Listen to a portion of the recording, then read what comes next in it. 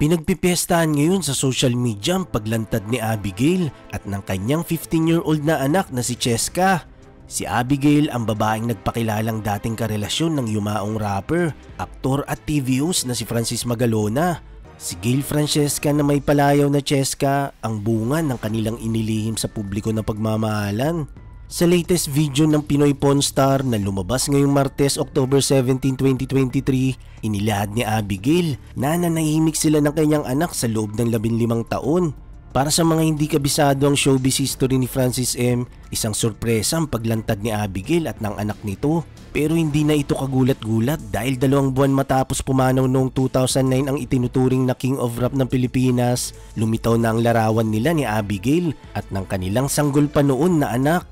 Nakasaad din sa mga impormasyong lumabas noon na bininyagan si Cheska noong December 28, 2008 sa isang simbahan sa Kawit, Cavite.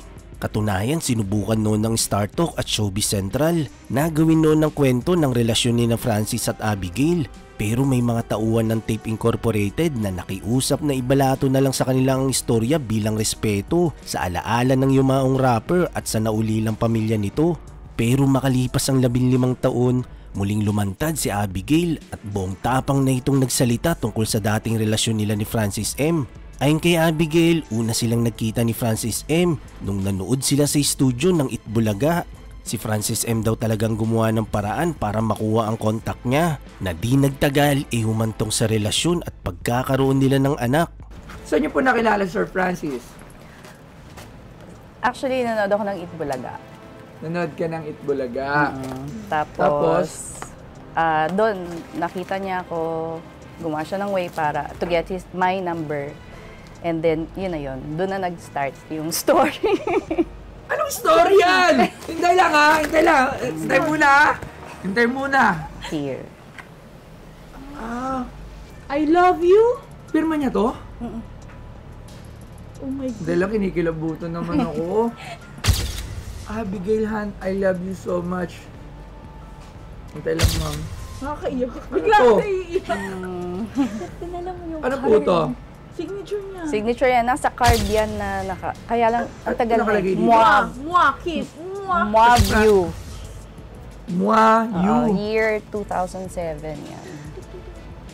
Abigail Han, I love you so much. Pirma ni Francis M. Bakit po? So, yun na nga. Grabe, tinan mo. Oo, Legit lang. oo. And there's a story behind this jersey kasi. Sige po, ano po? Actually, story? untold story. Okay? Untold. Yes.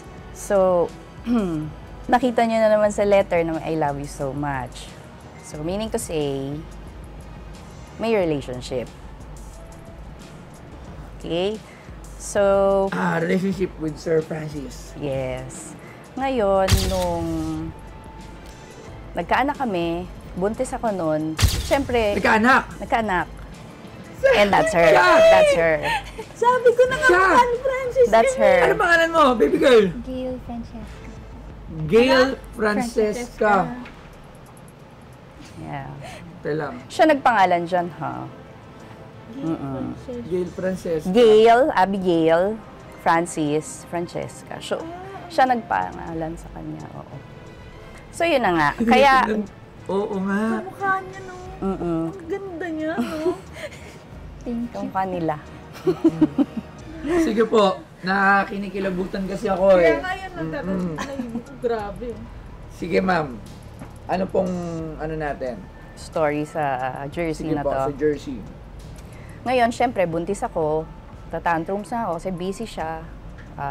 US tour with Bulaga, mga ganyan. So, nagre-reklamo na ako na sobrang busy, wala nang time for me. Ngayon, there's this one time na umuwi siya sa Cavite, sa bahay. Nagtataka ako, suot niya, pagbaba niya ng kotse, itong jersey na to. Kasi ang usual niyang suot ay yung kung ano yung suot niya sa show or sa Eat Bulaga. Minsan kasi after Bulaga, diretso na siya sa Cavite to visit me. Ngayon, yun nga, one time, ito yung suot niya. Kaya nagtaka ako, bakit suot mo yan? So sabi niya, mamaya.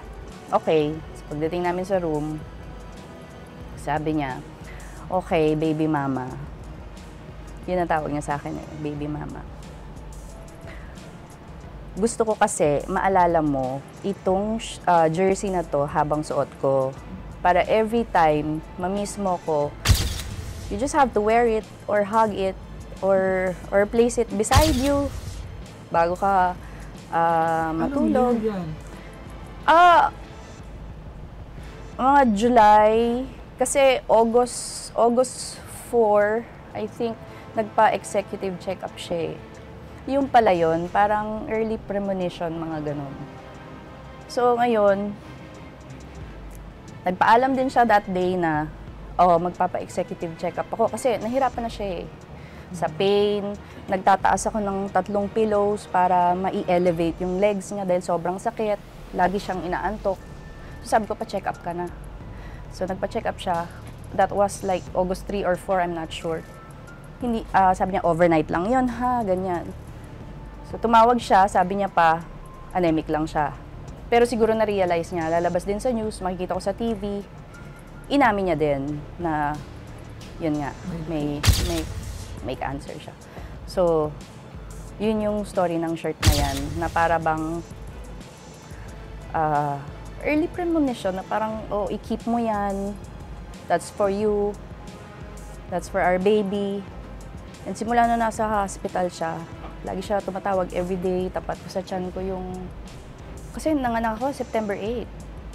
So, 8 months yung tiyan ko. And sobrang gumuho talaga yung mundo ko nung time na yun. Kasi okay kami, ang dami naming plano. Tapos bigla siya nagkasakit. And pinakamahirap na part is yung situation ko, yung hindi ka pwedeng lumabas. Ayoko namang dagdagan pa dahil may sakit na, di ba? It will add burden pa. Yeah. Ngayon, ayun, that's the story of that shirt na we exist, me and my daughter, our daughter, Cheska. He personally gave it to me. Yes. Para at least, alam mo yun, kahit papano, kasi for 15 years na nahimik ako, I didn't say anything about me and my daughter. Siguro naman ito na lang yung karapatan na pwede kong magawa para sa kanya. Kasi hindi naman ako nagsalita eh. I know people will judge me, but we exist. What we had is real. Me and my daughter exist. Mahal niya kami. And that's a fact. So, yun lang. Sorry. Pero kasi kahit matagal na, every time kahit sa mga friends ko na minsan na pag-uusapan namin, totoo pala yun na kapag namatayan ka ng mahal, akala mo wala na, pero nandito lang siya. May mga time na nabubuhay, mararamdaman mo yung pain. Makaraan ng 15 taon, handang-handa na si Abigail na ipakilala sa publiko ang anak nila ni Francis M. In an Uzi or Ingram, triggers on a maximum, not a 45 or 44 Magnum, it ain't even a 357.